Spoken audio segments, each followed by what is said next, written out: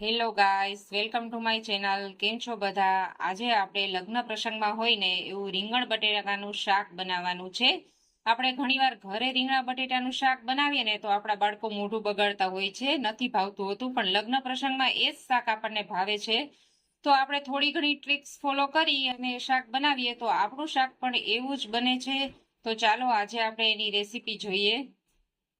જો લગ્ન પ્રસંગમાં હોય ને એવું રીંગણ બટાકાનું શાક બનાવવા માટે મેં અહીંયા રીંગણ બટેટાને સમારી લીધા છે. આપણે છે ને થોડા મોટા સુધારવાના છે રીંગણા ને બટેકા.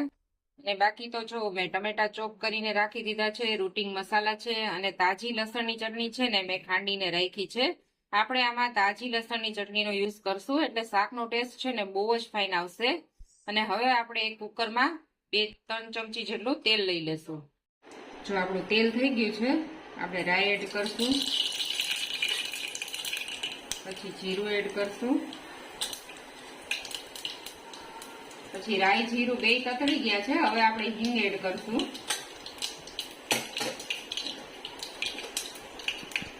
હવે આપણે રીંગણ બટેટા એડ કરી દઈશું.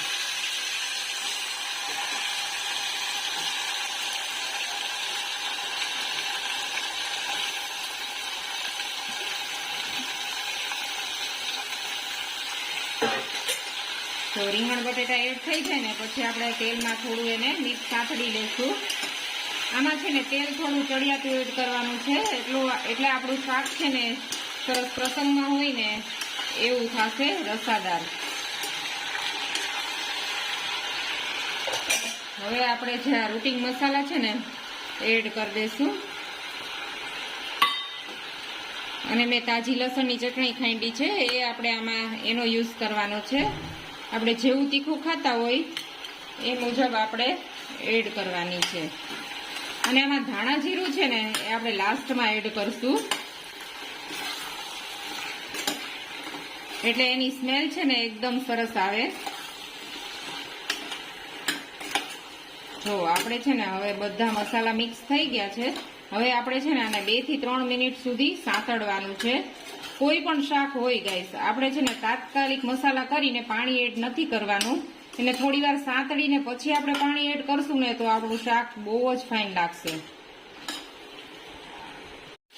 જો આપણું શાક સતળાઈ ગયું છે 2-3 મિનિટ. હવે આપણે આ ચોપ કરેલા ટમેટા છે ને એડ કરી દઈશું. ટમેટા આપણે પેલા એડ નથી કરવાના, નહીં તો ટમેટાની જે ખાટાશ છે ને એ શાકને છે ને વ્યવસ્થિત ચડવા નહીં દે.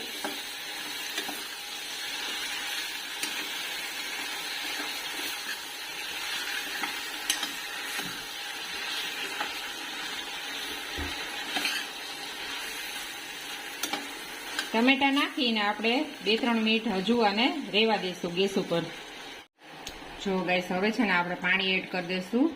પાણી આપણે બહુ એડ નથી કરવાનું, બસ આપણા રીંગણ ને બટેટા છે ને થોડા ડૂબે ને એટલું જ આપણે પાણી એડ કરવાનું છે.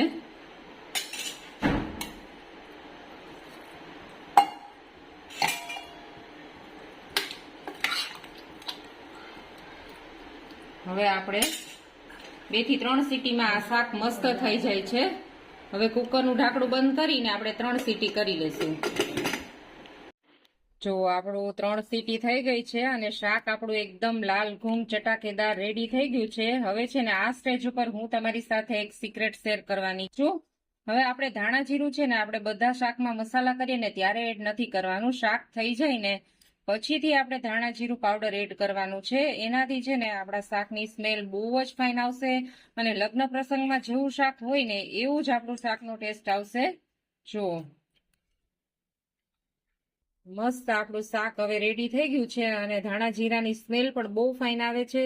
હવે આપણે એને એક પ્લેટમાં સર્વ કરશું.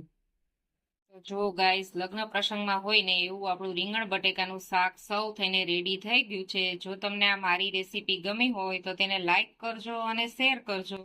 ફરી પાછા આપણે અવનવી રેસીપીઓ અને અવનવા સ્વાદ સાથે મળશું. Thank you for watching. અને હા, મારી જો રેસીપીઓ તમને ગમતી હોય તો મારી ચેનલને સબસ્ક્રાઈબ કરવાનું ના ભૂલતા.